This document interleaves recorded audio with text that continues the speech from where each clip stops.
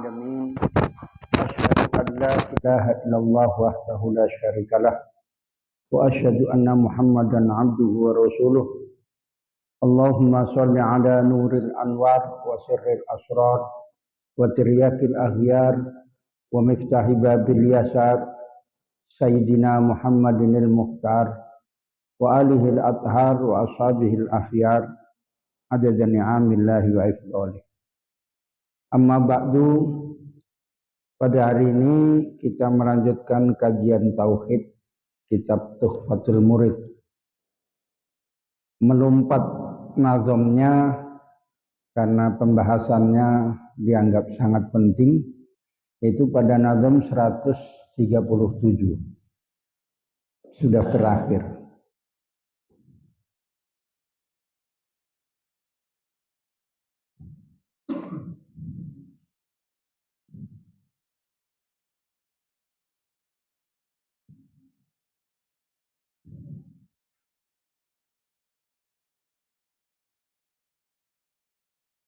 Ada. Kasih tahu si Hasan nggak tahu. Bingung dia. Anak kawannya pergi.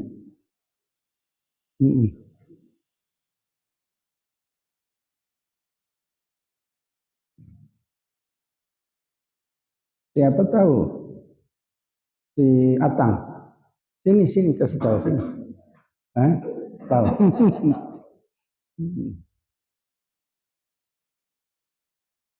Sudah.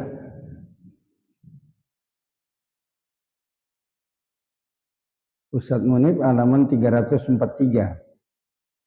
Kitabnya agak mirip kitabnya sama kitab saya, cuma kitab dia udah berkoyak-koyak. Ditariki sama istrinya.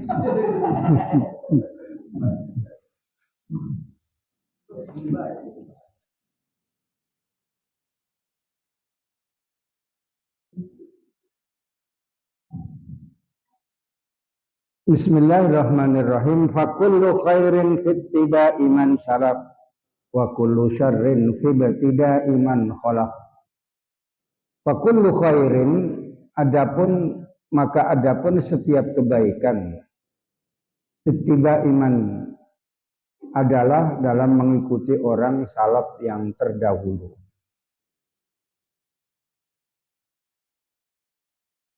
Biasanya di dalam penjelasan salaf itu orang-orang yang hidup pada abad pertama, kedua, dan ketiga.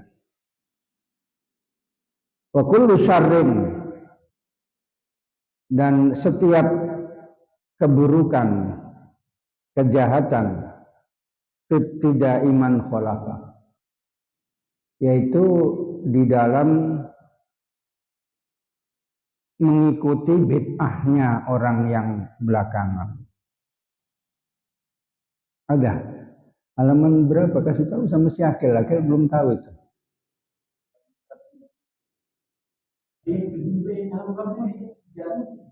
343 gitu. Kan habis 34.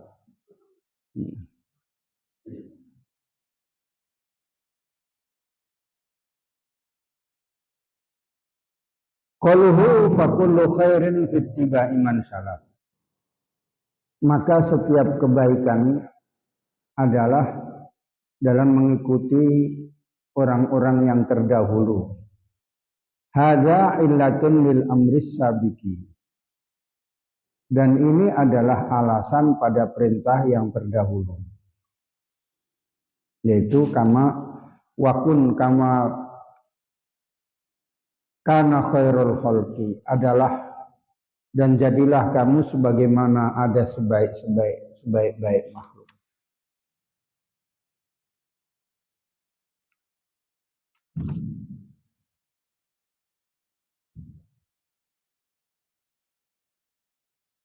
Ila akhirih. Wal makna, maka artinya li'anna kulla khairin, karena setiap kebaikan hasilun adalah berhasil fittiba iman salafa, dalam mengikuti ulama-ulama yang terdahulu. Fal fa'u adapun huruf fa-nya bimakna lamit ta'lil dengan bermakna lam yang menunjukkan alasan.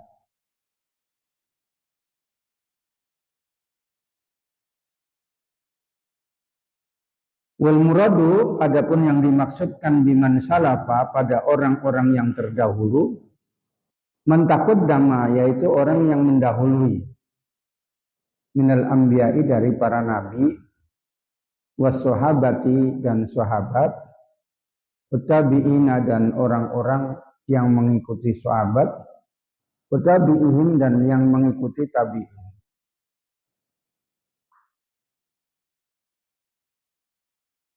Khususnya al-a'immatal arba'ata, imam yang 4, al-mustahiduna yang ahli istihad, alladzi in aqdal ijma'u, yang telah menjadi ijma' ala imtina'il khuruji, atas terlarangnya keluar, tidak bolehnya keluar, an mazhabihim dari mazhab mereka, fil ifta'i di dalam berfatwa, wal hukmi dan menetapkan hukum. Wa amma amalu syahsi adapun amalan secara tersendiri, amalan seseorang fi nafsihi pada dirinya sendiri, wa yajuzu taqliduhum maka boleh mengikuti mereka, taklidu ghairihim mengikuti lainnya mereka fihi di dalam amal tadi. Qaluhu wa kullu syarrin dan setiap keburukan ibtidai dalam mengikuti bid'ahnya orang khulafa yang terbelakang. Hadza ini illatun adalah alasan lima tadammanahul amru sabiqu pada apa-apa yang mencakupnya perintah yang terdahulu minan nahyi dari larangan. Wa taqdiru adapun takdirnya wala takun dan janganlah kamu ada kama kana sebagaimana yang ada alaihi atasnya sarorul khalqi sirorul khalqi buruk-buruknya makhluk. Ya anna kulla syarrin karena setiap kebaikan keburukan hasilun adalah berhasil fitida iman khulafa dalam mengikuti bid'ahnya orang yang belakangan.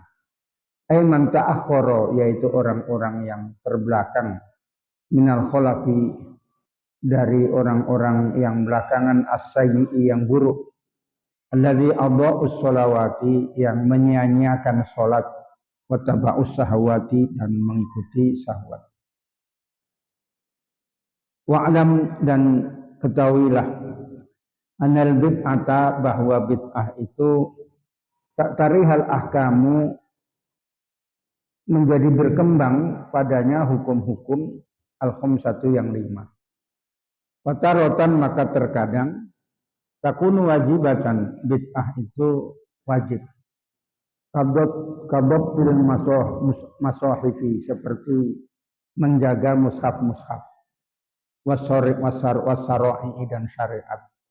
Idza khifa apabila dikhawatirkan alaiha atasnya adiya'u hilang, tersia-siakan. Watarotan dan terkadang ada takunu muharramatan menjadi diharamkan kalmakusi seperti pungutan liar. Wasairil muhdasati dan semua hal-hal yang baru. Al-munafiyati yang menafikan lil qawaidis syar'iyyati pada kaidah syariat. Watarotan dan terkadang mandubatan disunatkan kasolati tarawihi seperti sholat tarawih jamaatan dengan berjamaah. Walidzalika, dan karena itu qala berkata Sayyiduna Umar bin Khattab, yaitu pemimpin kami, penghulu kami, sahabat Umar bin Khattab, fitarawih, di dalam masalah sholat tarawih, nikmatil bid'atu hiya wa fi riwayatin hadhihi, sebaik-baiknya bid'ah itu ini. Pecarotan, dan terkadang ada takunu makruhatan, bid'ah itu makruhah, dimakruhkan. Kazakhrafatil masajidi, seperti menghiasi masjid-masjid yang berlebihan. Wa tazwikil masahifi, dan menghiasi mushaf-mushaf yang berlebihan. Pecarotan, dan terkadang ada takunu mubahatan, adalah dibolehkan, katikhadil manahili, seperti menggunakan alat ayak, lidakiki, untuk tepung. Ini yang disebut siapa tadi? Siapa orang Aceh ini? Si Rejak ya. Manahil ya. Manahil, manhol manahil. Alat ayakan. Tapi itu untuk kopi kalau siapa punya ya. Kalau ini untuk tepung. Wafil asarin, maka disebutkan dalam perkataan sahabat, inna awwala syai'in, sesungguhnya awalnya sesuatu, ahdasahun nasu, yang mengadakannya manusia ba'da Rasulillahi, sesudah Rasul sallallahu alaihi wasallam, ittikhadul manakhili, yaitu menggunakan alat ayak tepung. Wa inna makanat mubahatan, dan hanya saja ada dia dibolehkan, di anna linal aisi, karena mudahnya penghidupan. Wa islahahu, dan baiknya atau memperbaikinya, minal mubahati, adalah termasuk hal-hal yang dibolehkan. Wasailuhu, maka sarananya mubahatun, adalah dibolehkan juga. Gitu. Yang pertama, bait ini menerangkan supaya mengikuti ulama-ulama salaf, mengikuti orang-orang yang terdahulu. Maka segala kebaikan itu ditentukan mengikuti orang-orang yang terdahulu. Siapa yang terdahulu? Dalam pembahasan ini disebutkan para nabi, para sahabat, tabi'in, dan tabi'it tabi'in. Khususnya bermadhab pada 4 madhab.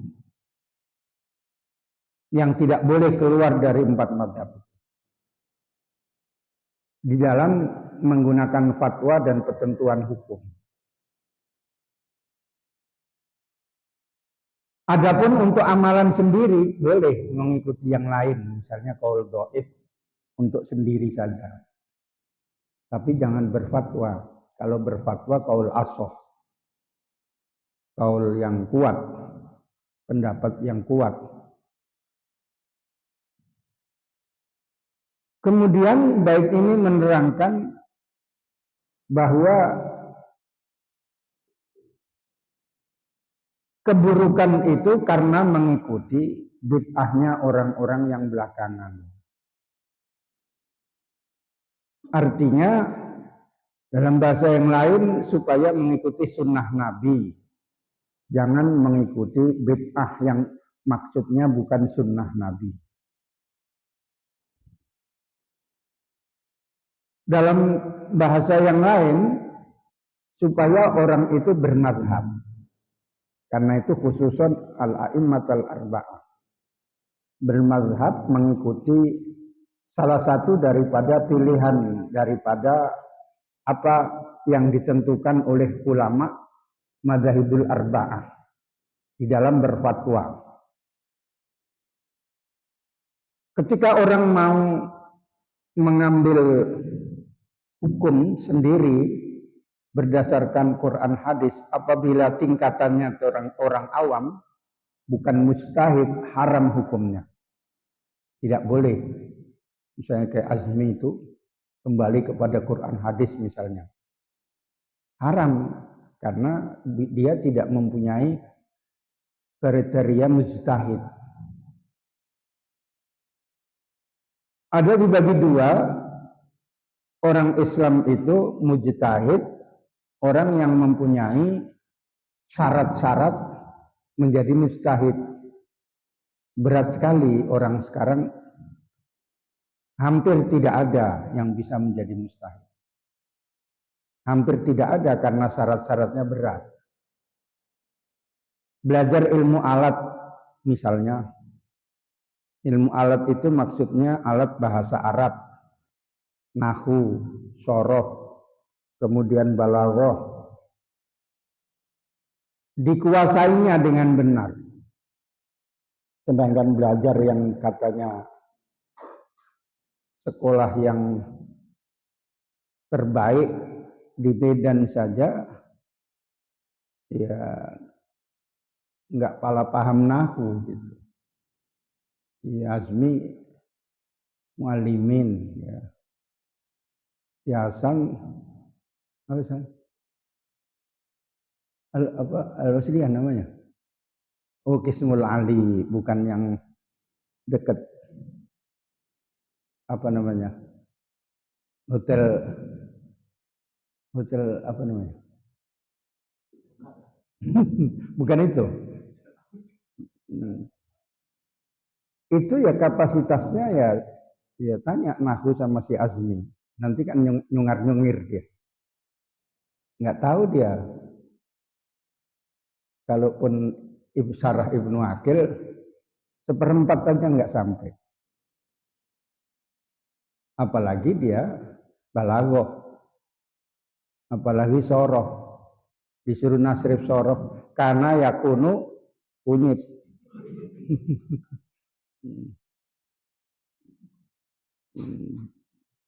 Disuruh nasrif dalla ya dulu dodol.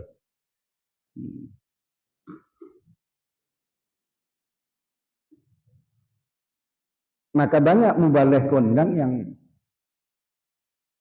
mentasrif itu salah, yang dasar saja. Kafara yukafiru kufron katanya kan.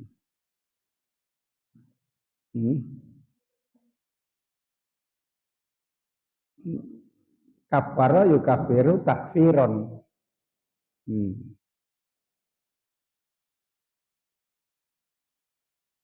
Syarat satu saja nggak bisa. Belum lagi syarat ahli usulul fikih yang paham tentang masalah-masalah bentuk di dalam teks bahasa Arab Al-Quran dan hadisnya. Apalagi memang punya usulul fikih sendiri. Sebab imam-imam itu mempunyai cara untuk menentukan hukum sendiri, dalam arti punya usulul fikih sendiri. Misalnya Imam Munib, Imam Syafi'i, dia punya usul fikih sendiri. Kenapa beda dengan Imam Abu Hanifah? Imam Abu Hanifah beda usul fikihnya gitu. Imam Ibnu Taimiyah dia tidak ahli ijtihad. Alasannya karena tidak punya usul fikih sendiri. Tidak ada usul fikihnya Abu Hanifah itu nggak ada. Dia mengikuti mazhabnya Imam Ahmad bin Hambal, tetapi banyak menjebol keluar daripada mazhabnya Imam Ahmad. Masalah tafsir, ilmu tafsir, wurudul hadis, nuzulul Quran, nuzulul ayah, asbabun nuzul, hadis-hadis yang mutawatir, yang masyhur, yang ahad, yang dhaif. Memang kadang itu dipanggil ulama, tapi ya untuk memenuhi ke situ nggak sampai lah. Ulama kalau masuk ke MUI kan sudah ulama. Daftar di MUI ulama. Makanya si Azmi bisa jadi ulama. Nanti ikut MUI. nggak pandai pun ulama azmi gitu ya. Ditulisi pula itu di rumahnya, rumah ulama azmi.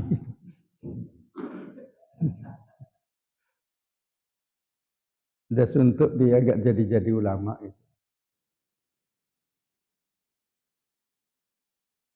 Wajib bermadzhab sebab tidak mampu untuk beristihad. Kalau ada orang biasa mau menentukan hukum sendiri, haram hukumnya. Alasannya dikhawatirkan jatuh kepada kesesatan. Jatuh kepada kesesatan dan menyesatkan.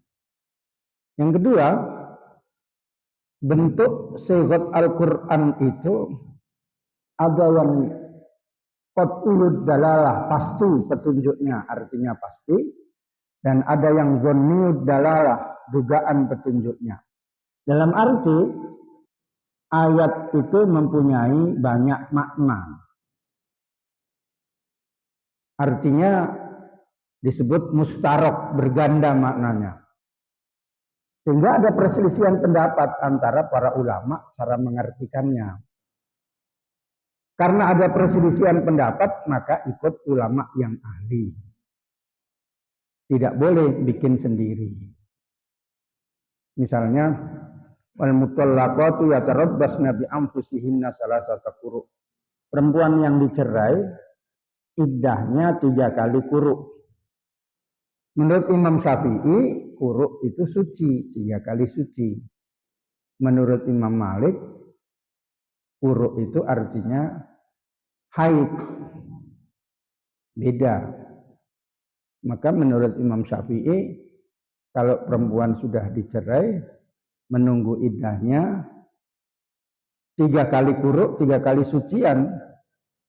Satu sucian itu 30 hari, berarti kali 3, 9 bulan. Berapa? 90 hari, bukan 9 bulan. Kalau 9 bulan itu yang kau tunggu-tunggu. Melahirkan gitu. Lalu bikin arti sendiri, nggak bisa, nggak mampu untuk mengartikan kayak begitu. Makanya kesalahan semua.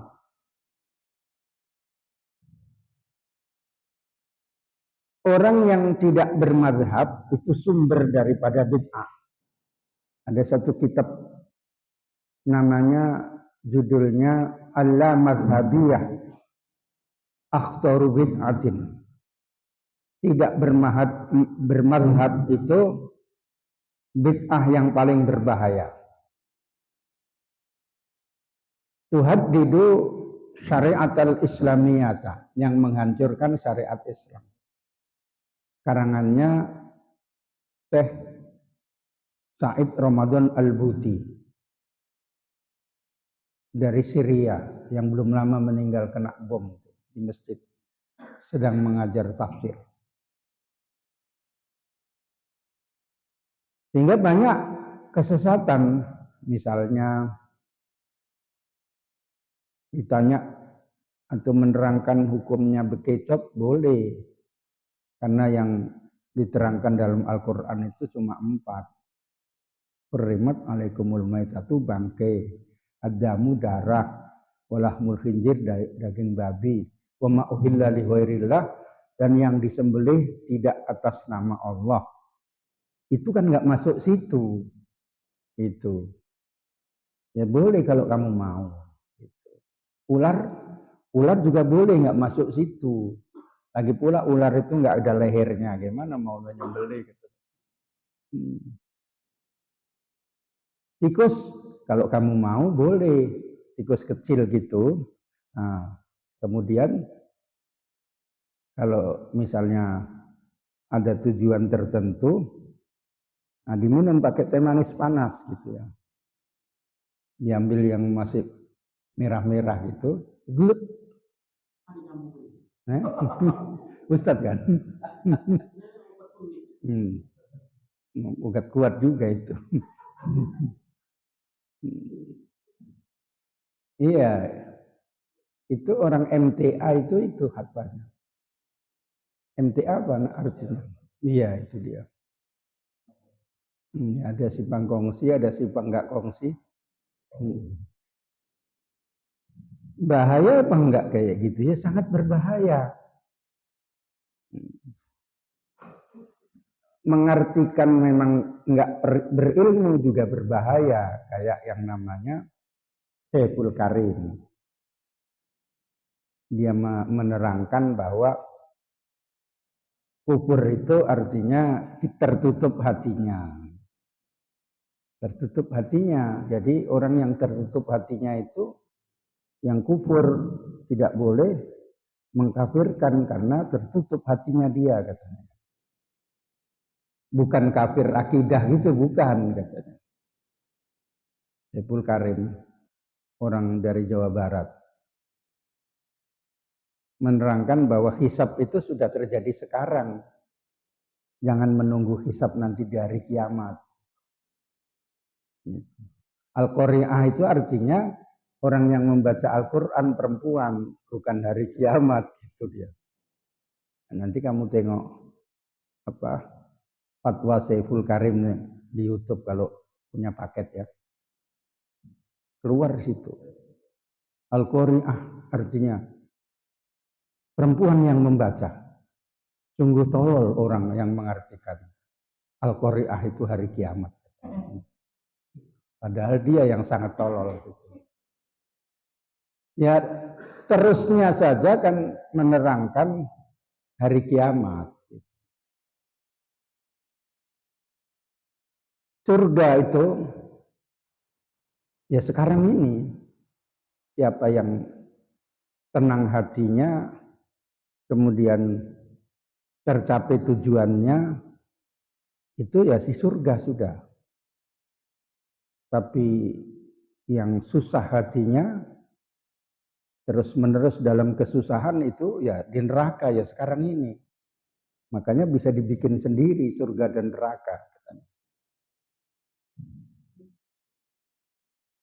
Terus dia katakan surga itu bukan biografis, tapi psikologis katanya, perasaan. Itu kan mungkin niru nyanyian surga dunia itu, alangkah nikmatnya itu. Dalam ajaran sufi ada seperti itu, tapi harus tetap meyakini surga itu adalah di hari kemudian, yaitu Darul Ni'am, Darul Jaza, tempat pembalasan. Neraka, Darul Iqab, tempat siksa. Ada pelajaran sufi yang dalam bahwa ketika orang itu lebih mendekatkan diri kepada Allah, banyak berzikir dan melupakan selain Allah, maka dia tenang hatinya, senang hatinya karena dia hanya dekat dengan Allah, maka disitulah sudah mencapai surga. Itu benar, tetapi syaratnya jangan menafikan tauhid yang mengatakan bahwa orang yang bertakwa itu akan masuk surga di kelak di waktunya. Kalau yang menafikan itu yang salah. Ketika orang itu banyak dosa, banyak kesulitan, banyak masalah-masalah, maka itulah masuk neraka. Karena melupakan Allah, diganggu setan, diganggu hubud dunia, terlalu mencintai dunia, diganggu dengan kesenangan-kesenangan dunia, maka dia banyak berbuat maksiat. Itu kata dia, ahli sufi, itulah dia tersiksa hatinya, tersiksa batinnya. Tapi dengan syarat bahwa orang-orang kafir dan ahli maksiat itu nanti akan disiksa di neraka. Paham maksudnya? Tidak boleh menafikan.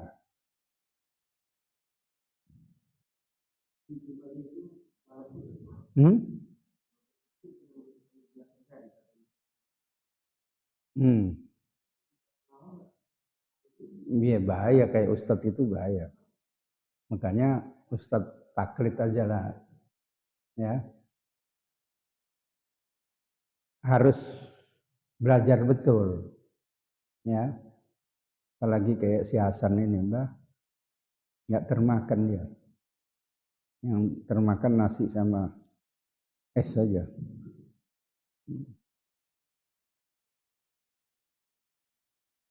Oleh karena itu harus taklid, kalau enggak banyak kesalahan. Kesalahan yang sangat banyak, yang fatal salahnya. Termasuk diantaranya yang selawat yang tidak sehut Nabi itu sesat. Itu juga kesalahan fatal itu. Nanti diterangkan. Tahlilan itu bid'ah, sesat, masuk neraka. Padahal umumnya orang Indonesia ya tahlilan. Walaupun nggak NU, walaupun nggak wasliyah. Akar rumput. Gimana akar rumput? Di mana nih akar rumput?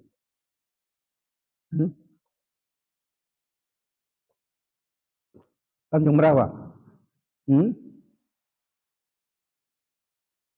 Masyarakat kalangan bawah itu disebut namanya akar rumput, bukan rumput kamu itu.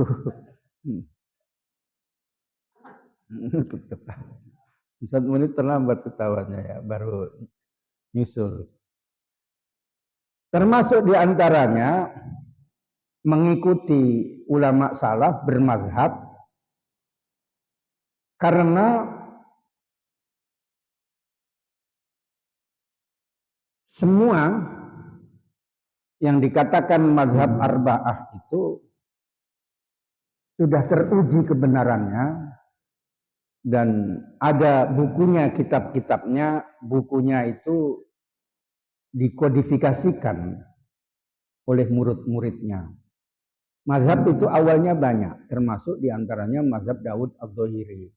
Daud Adz-Dzahiri itu orang sangat alim. Tapi yang dibukukan, yang ada kitabnya cuma 4 itu. Makanya murid-murid yang membukukannya itu sangat bermakna. Imam Muzani, Imam Buaiti, Al-Baqilani, itu yang banyak membukukan kitabnya Imam Syafi'i. Berkat muridnya yang kreatif menulis dan membukukan dan menjaga, maka gurunya menjadi kuat posisinya seorang mazhab mutlak Imam Syafi'i. Kenapa yang lain seperti Daud Adz-Dzahiri, Ar-Rohawi dan sebagainya tidak dikelompokkan yang 4 itu tadi? Karena tidak dibukukan mazhabnya. Itu penting seperti itu. Karena itu wajib bermazhab. Kalau tidak bermazhab, sering terjadi kesalahan. Itu yang pertama. Mengikuti yang disebut namanya orang-orang yang abad pertama, abad kedua. Para ulama mazhabul arba'ah itu ada yang abad pertama dan ada yang kedua. Imam Abu Hanifah, pendiri mazhab Hanafi, namanya Nu'man bin Sabit. Itu abad kedua karena dia meninggal tahun 1500.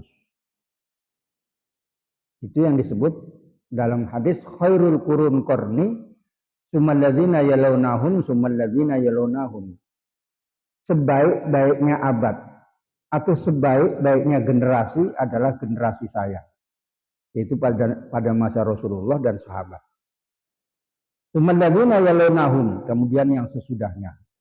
Tsumalladzina yalunahum, kemudian yang sesudahnya. Maka yang disebut salaf dalam kitab-kitab fikih itu biasanya yang abad pertama, kedua, dan ketiga. Yang kholaf keempat dan seterusnya. Ulama salaf, ulama kholaf.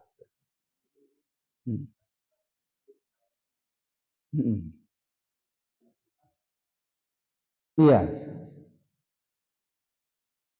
Oleh karena itu menyebut Ibnu Taimiyah abad ke-6 dengan istilahnya ajarannya itu salafi itu melanggar. Karena dia termasuk kholaf tetapi dibilang salah.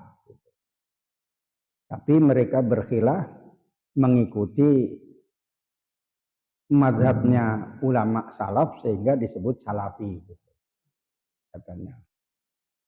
Padahal salafi bisa dibelokkan salafili.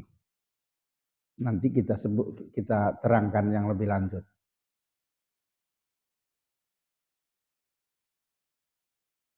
Orang-orang yang tidak bermadhab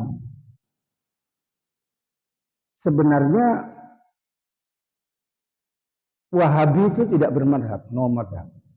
Makanya ajarannya itu kembali Quran hadis. Makanya sebagian daripada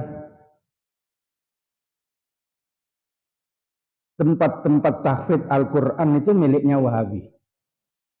Dan itu awal-awalnya memang didirikan Wahabi.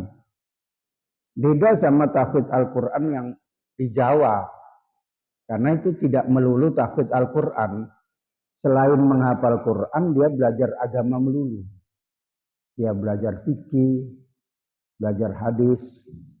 Didahulukan tahfidz Al-Quran oleh Wahabi supaya nggak belajar tauhid Al-Asy'ari dan supaya tidak belajar fikih yang bermadzhab. Makanya sebenarnya lanjutannya yang sudah hafal Quran itu sampai tahu artinya, tahu mengamalkannya, tahu mengajarkannya, sehingga Quran itu bisa menjadi dalil, bukan sebagai bacaan.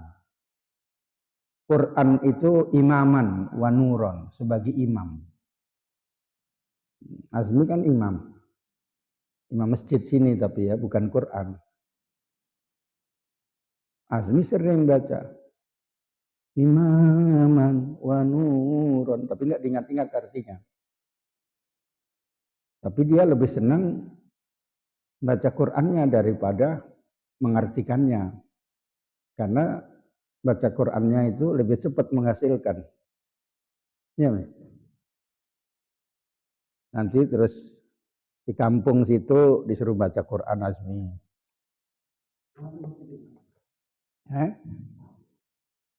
Oh, dia sudah panggil khutbah. Khotib. Khutbah itu artinya meminang, bukan khutbah ya. Di khutbah disunatkan khutbah. Kalau di khutbah tidak disunatkan khutbah. Dia gagal khutbah. Tapi makanya dia terus cari khutbah.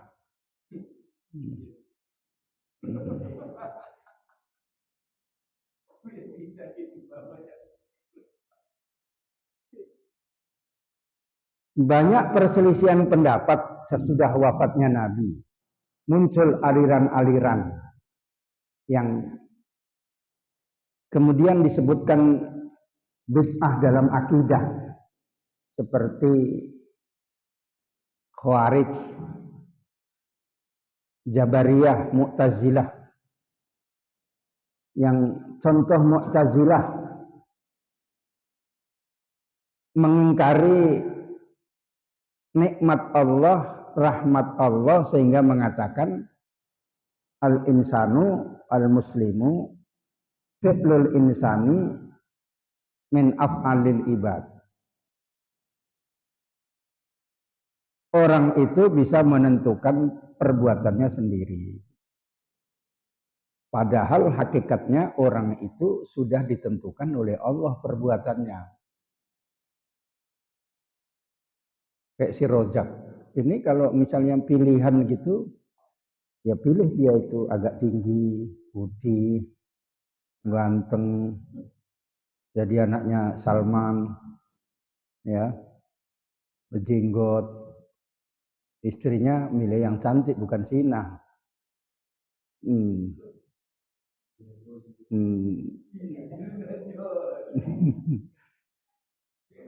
Tapi karena sudah ketentuannya, ya itu alhamdulillah masih dapat Tina kan gitu. Kalau enggak kan masuk laut dia terus aja. Kalau misalnya dia bisa menentukan dirinya sendiri, tidak ada sakit, tidak ada miskin. Ustadz Muni pun menentukan dirinya sendiri, nggak mau ngaji dia. Belakangan terus ngaji itu orang miskin.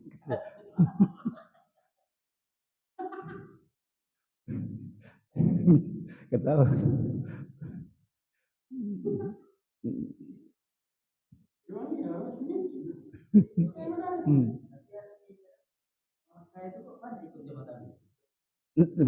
Itu pula kotanya. Jamaah tabligh itu Cihatang. Atau jamaah tabligh enggak. Tempo hari pernah ikut? Enggak. Oh, enggak. Itu karena tertarik dengan biasanya diajak-ajak ibadah. Terus jangan sibuk kali ketentuan dunia. Itu biasanya kayak gitu. Terus dimingi-mingi nanti kamu pergi diajak ke India, Pakistan, gratis gitu. Makanya orang itu seolah-olah kalau sudah pergi ke Pakistan itu dapat hadiah haji gitu dia. Pakistan.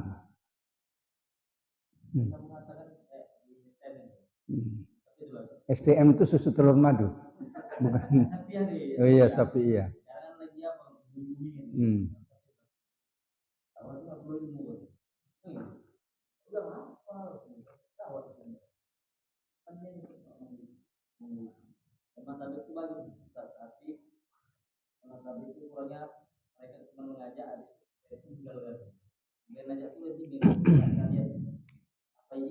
Dengarkan. Dakwah itu amar ma'ruf nahi mungkar. Jangan amar ma'ruf saja, ma'ruf pun yang sunat-sunat, bukan yang wajib. Yang sunat-sunat kan? Yang enggak sunat enggak kan? Yang diajak kan yang sunat-sunat. Iya. Berarti kan kurang. Seharusnya yang wajib-wajib. Baru yang sunat. Nah ini mungkar dia nggak berani. Berani cuma paling kalau betul-betul seperempat. Berarti tidak namanya dakwah. Cuma seperempat. Kalau betul-betul. Kalau nggak punya ilmu tambah salah.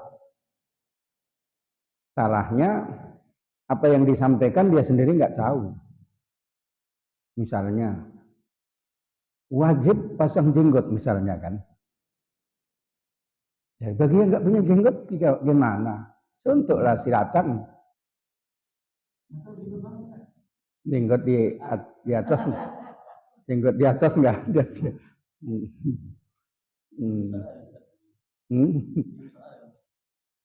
Terus berdakwah itu ada secara berorganisasi itu lebih bagus. Supaya ketahuan mana yang sudah didakwahi, mana yang belum. Kemudian yang perlu didakwahi, kalau di daerah situ itu memang masih perlu, jangan pergi kemana-mana. Pergi ke Bali. Apa yang mau didakwahi di Bali? Panggil dengan orang pakai jaket itu. Jaket kulitnya sendiri gitu. Dakwah mereka nggak berorganisasi seperti NU dan Wasliyah, sedangkan yang berorganisasi aja sulit. Ini sendiri-sendiri. Dia ngajak-ngajak orang sholat, nanti kadang-kadang di situ cerita-cerita dia. Dia ngajak-ngajak supaya menjadi orang yang bersih. Tapi dia siwak itu pakai bajunya, pakai sarungnya, dipakai juga untuk sholat situ. Mertuamu aja kalau kayak gitu marah. Kamu sholat kemudian sarungmu. Kata mertuamu, jigong itu kan.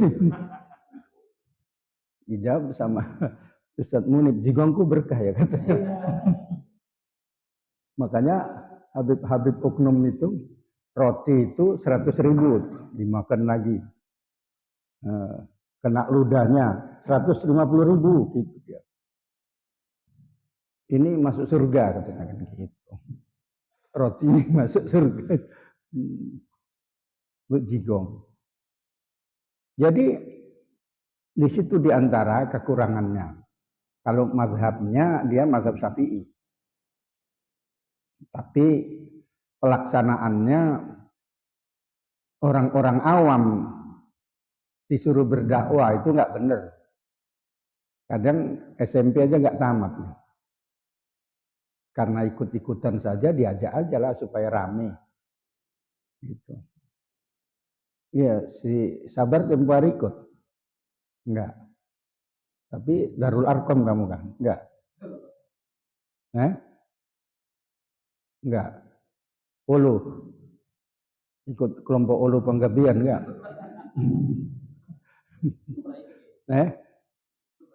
Ikut Ulu Penggabian? Oh iya, enggak apa-apa lah biar tambah pengalaman. Sekarang enggak usah ikut kamu aja. Nah, lalu dalam mazhab yang tauhid, dengarkan Ustadz Munib. Ustadz Munib nanti ceramah. Sedih saya kalau Ustadz Munib ceramah. Dalam tauhid, tokohnya adalah Imam Abu Hasan al-Asy'ari, Imam Abu Mansur al-Maturidi. Abu Hasan al-Asy'ari itu mazhabnya Syafi'i, Abu Mansur al-Maturidi mazhabnya Hanafi. Lalu tauhid yang kaidah 50, akidah 50 dari sifat wajib, jaiz dan mustahil Allah dan para nabi, 50 jumlahnya, itu penentuan al-Asy'ari. Tapi kemudian di situ itu namanya mengikuti mazhabnya Imam Abu Hasan al-Asy'ari. Tapi di dalam penjelasannya satu-satu tentang pengertiannya harus mengetahui dengan dalil. Kalau tidak mengetahui dengan dalilnya, walaupun dalilnya itu ijmali itu yang ringkas, tidak panjang lebar, tidak menunjukkan secara jelas, itu namanya disebut muqallid fit tauhid. Nah, di situ yang tidak boleh, bukan berarti itu tidak bermadzhab. Seluruh ajaran tauhid al-Asy'ari bermadzhab pada Abu Hasan al-Asy'ari. Tapi di dalam memahami tentang masalah wujud Allah, misalnya itu harus pakai dalil, walaupun dalil ijmali. Dalil ijmali itu yang ringkas, misalnya apa betul Allah itu ada? Ada dalilnya. Alam inilah, alam ini wujudnya alam berarti wujudnya Allah. Sudah, itu namanya dalil ijmali. Tidak usah dengan dalil yang rinci, terlebih-lebih dalil yang rinci, yang sampai semua tahu dalilnya. Sifat 20 itu semua ada dalilnya, dalil nakli dan dalil akli. Bukan nggak ada dalilnya terus dikatakan sifat 20 itu bid'ah, itu nggak ada. Ada dalilnya semuanya dalam Al-Quran. Urutannya itu kan mengikuti urutannya Syekh Abu Hasan al-Asy'ari. yang kemudian yang sering dibukukannya oleh Imam Sanusi. Nah, di situ kadang kita terbentur pemikirannya, tapi tak boleh taklid. Tapi mengapa taklid sama Imam Abu Hasan al-Asy'ari kan begitu? Paham sebenarnya ya? Nanti kalau menerangkan ulama mubaligh Sumatera Utara, jangan sampai silap kayak begitu ya. Masuk sekarang masalah wa kullu syai'in fi ibtida'i man khalaq. Artinya ketika dia tidak bermadhab itu bid'ah. Apa itu penjelasan tentang bid'ah?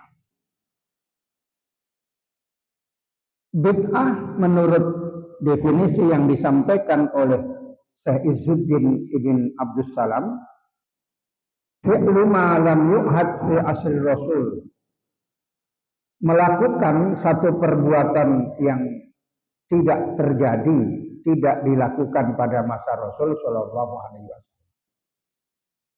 Mengerjakan sesuatu yang tidak pernah dikenal, tidak pernah terjadi pada masa Rasul. Ini definisi yang pertama yang dipakai oleh pada umumnya kelompok pertama yang mengatakan bid'ah itu cuma satu, sesat.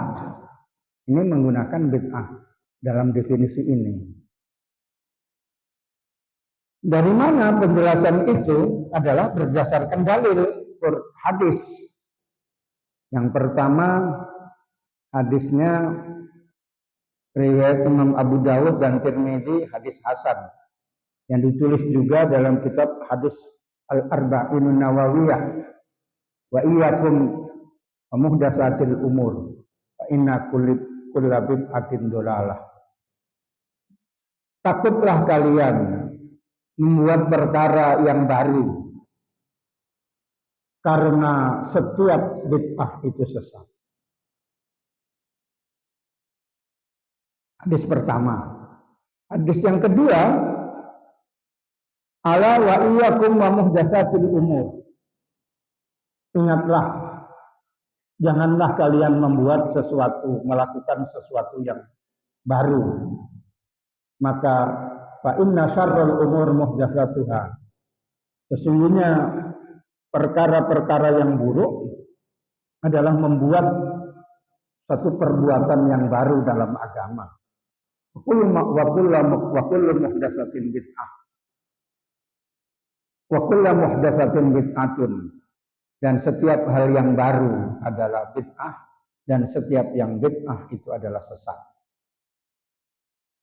Maka menurut kelompok yang pertama, bid'ah itu cuma satu. Semua bid'ah itu sesat. Ini yang diikuti oleh orang Wahabi, termasuk yang seperti Muhammadiyah, termasuk yang seperti Persis. Persis tahu Azmi? Belum tahu. Oh, nah, aku cari nanti ya di mana Persisnya. Tanjung Merawa itu ada mungkin. Enggak ada. LDII termasuk itu tadi, apa tadi, Majelis Tafsir Al-Quran. Kelompok-kelompok itu semuanya yang membid'ahkan tahlilan. Nanti kita bahas sedikit. Ini dasarnya saja. Kalau definisi itu diartikan setiap atau semua bid'ah itu sesat, maka melanggar ketentuan-ketentuan, di antaranya adalah yang dilakukan oleh Khulafaur Rasyidin. Bahwa Khulafaur Rasyidin membukukan mushaf Al-Quran yang dipimpin oleh Abu Bakar, diteruskan oleh Umar, diteruskan oleh Utsman dengan perantara Zaid bin Thabit. Ini tidak ada ketentuan dilakukan pada zaman Nabi. Kalau ini dikatakan bid'ah, berarti orang-orang sahabat-sahabat Nabi termasuk Khulafaur Rasyidin ini melakukan satu bid'ah kesesatan, dan kita disuruh mengikuti Nabi dan mengikuti Khulafaur Rasyidin. Alaikum bisunnati wa sunnatul Khulafaur Rasyidin.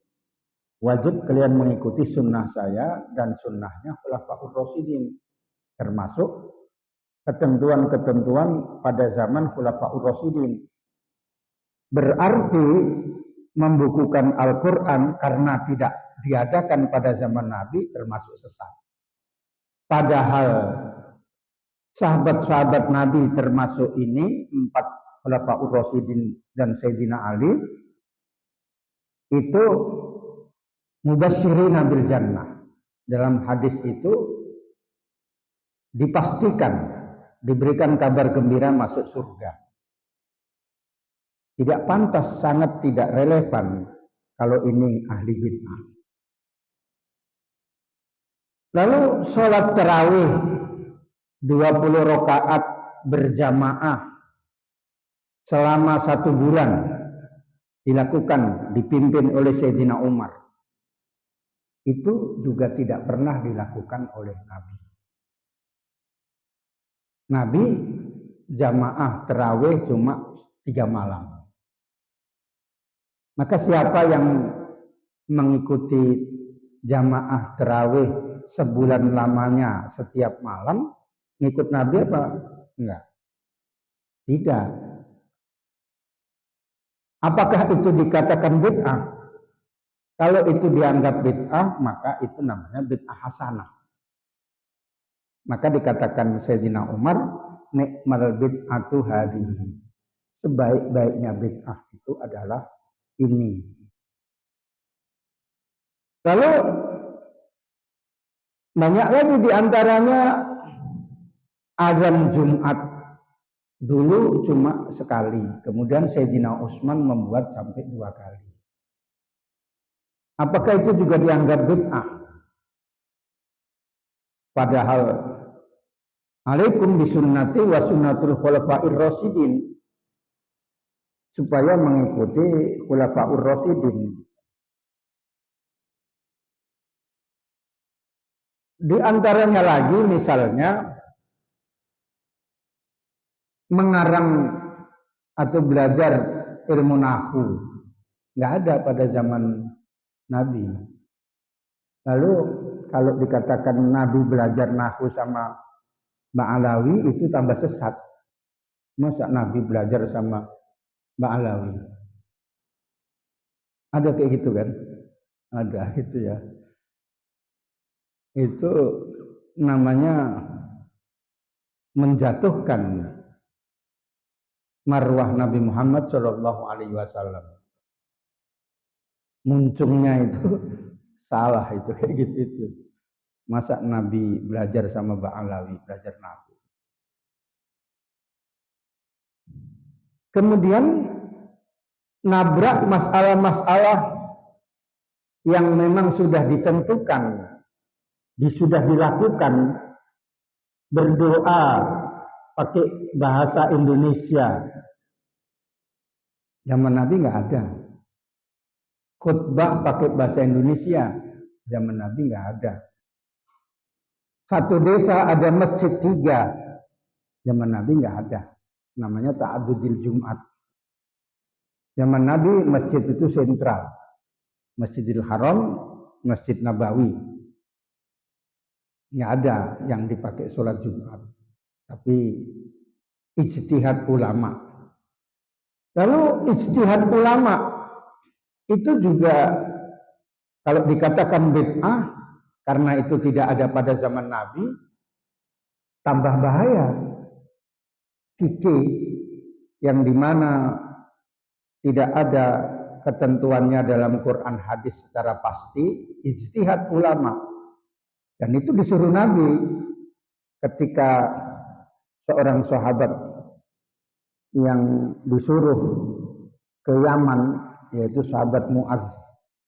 Dia katakan, kalau kamu nggak dapatkan dalil-dalil Quran hadis pakai dalil apa? Lalu Muaz mengatakan saya istihad dengan pendapat saya. Lalu Nabi senang, ditepuk-tepuk pundaknya, alhamdulillah, kata Nabi, sudah memberikan petunjuk utusan-utusan Rasulullah. Ini sebagai bukti bahwa ilmu fikih, ijtihad ulama fikih itu bukan bid'ah. Oleh karena itu, ketika dikatakan semua bid'ah itu sesat, berarti bertentangan dengan penjelasan tadi. Maka ulama menentukan bahwa yang dikatakan kullu bid'atin dolalah itu tidak artinya semua. Sebab banyak contoh yang kulun itu artinya bukan semua karena ditahsis. Contohnya dalam Al-Quran, wa ja'alna minal ma'i kulla syai'in hayyin. Kami jadikan dari air segala sesuatu yang hidup. Kulun artinya segala sesuatu. Lalu apa semuanya yang hidup itu diciptakan dari air? Ada dikhususkan dalam ayat yang lain. Wa khalaqal janna mim marijin min nar. Allah menciptakan bangsa jin dari api yang menyala. Berarti tidak semuanya diciptakan dari air. Jin setan itu asalnya diciptakan dari api. Itu bagian daripada lafaz khusus yang mentaksis lafaz yang umum. Dalam kaidah ma min amin illa wa khusso, tidak ada sesuatu yang umum kecuali yang khusus. Sah dikhususkan. Maka kullu bid'atin dolalah, tidak semuanya bid'ah itu sesat. Karena kalau dikatakan sesat, banyak hal yang seperti belajar tafsir, belajar nahwu, belajar tajwid, membukukan Al-Quran itu sesat semua.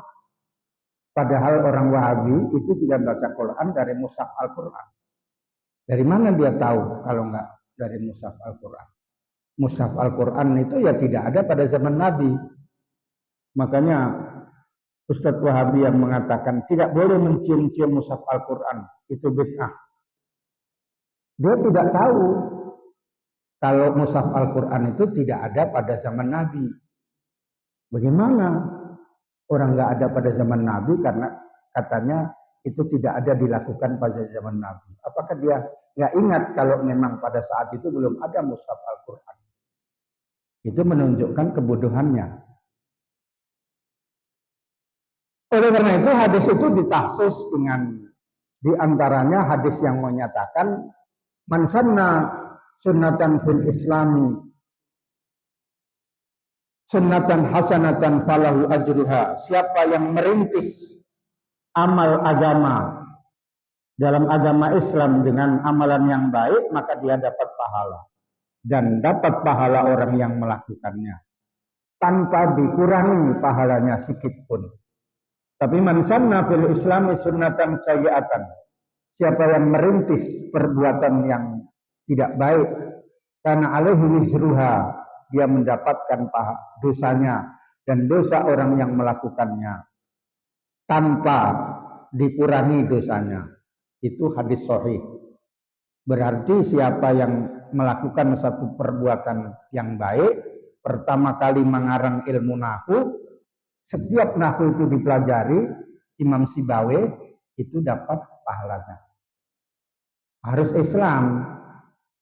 Kalau lampu Thomas karena nggak Islam masalahnya, jadi tidak bisa dikatakan bahwa Thomas itu ahli surga karena lampunya banyak digunakan manfaatnya gitu ya, walaupun tidak Islam. Orang yang masuk Islam syaratnya harus mukmin muslim. Itu memang ada manfaatnya. Dalam penjelasan ulama, mendapatkan kurangnya dosa, siksanya itu dikurangi. Itu bukan masuk surga. Karena ada penjelasan siapa namanya? Buya Akil, Buya Ar-Razi ya, yang mengatakan itu Thomas itu berhak masuk surga katanya. yang pendiri, pencipta lampu. Kamu pencipta apa? Lagu. Ya miskin gitu. Jadi oleh karena itu ulama ahli sunnah membagi Imam Syafi'i bid'ah itu ada dua, mazmumah yang tercela apabila melanggar syariat, mahmudah yang terpuji apabila sesuai dengan sunnah Nabi. Itu yang di dalam kitab tadi dibagi menjadi 5 itu tadi. Maka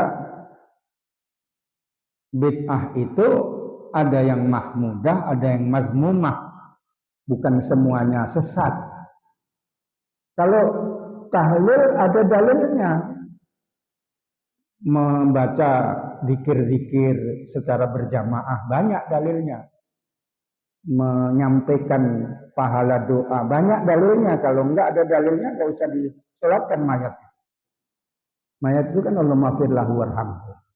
Kalau dua hahu huma bukan hahu ya.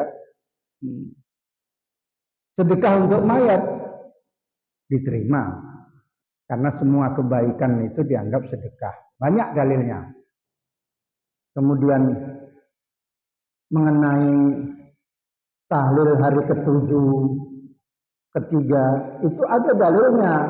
Dalam kitab Al-Hawilil Fatawi dijelaskan. Banyak lagi yang menjelaskan itu. Ada dalilnya. Innal mauta yuftanuna fi kuburihim sab'an. Orang meninggal dunia itu diberikan fitnah ujian sampai 7 hari. Kitab Tuhfatul Murid pun menerangkan. Bukan kayak orang Hindu, bukan. Karena tahlilan itu kayak orang Hindu nggak boleh katanya. Terus tahlilan itu bid'ah sesat masuk neraka. Jangan makan nasinya, buang aja katanya. Lama-lama ikut juga makan katanya. Semua makan aku ikutlah katanya. Terus katanya memberatkan buat orang yang memang hartanya anak yatim, nah itu dimakruhkan karena menggunakan hartanya anak yatim tanpa izinnya. Tapi pada rata-rata umumnya itu kan ridho kalau itu adalah dimanfaatkan untuk sedekah mayat. Oleh karena itu yang cara yang lebih baik, tetangga saudara-saudara ketika ada yang meninggal itu datang membawa sedekahnya, beras dan sebagainya supaya tidak menyulitkan ahli musibah. Dan itulah modalnya.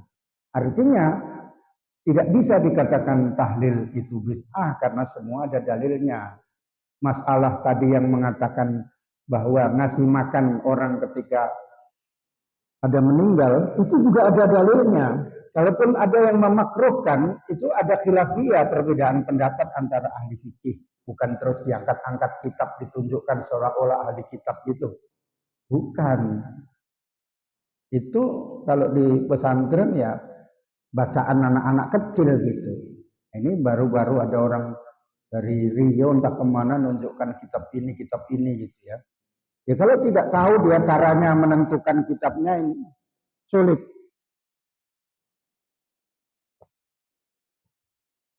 Itu saja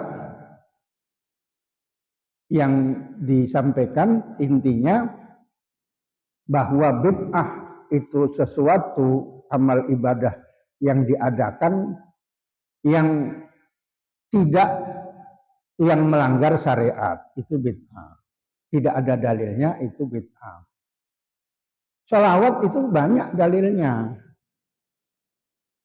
Bid'ah itu tidak menjadi ketetapan dalil.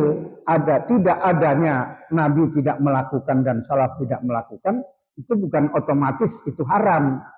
Haram itu menurut usul fikih, kalau larangan itu keras, haram. Begitu. Jadi kalau Rasulullah tidak melakukan itu namanya adamud dalil. Wa adamud dalil laisa dalil. Tidak adanya dalil bukan berarti dalil. Mana hadis yang menjelaskan melarang tentang sholawat nariyah, sholawat fatih, selawat yang tidak sehot Nabi. Mana hadisnya? Nggak ada. Kalau nggak ada berarti ya malah sunat. Karena riwayat Ibnu Mas'ud mengatakan berselawat kamu dengan sebaik-baiknya sihot. Bentuk kata yang baik-baik yang memuji kepada Nabi. Itu saja. Mudah-mudahan bermanfaat. Kita akhiri alhamdulillahirabbil alamin. Allahumma shalli ala sayyidina Muhammadin wa ala alihi wa sahbihi ajmain. Allahumma rzuqna ilman nafi'a warzuqna fahma. Allahumma iftah lana futuhal arifin. Allahumma ij'alna min ahli ilmi wal khair wa la taj'alna min ahli syarri wal bair. Wa sallallahu ala sayyidina Muhammadin wa ala alihi wa sahbihi wa sallam. Alhamdulillahirabbil alamin. Assalamualaikum warahmatullahi wabarakatuh.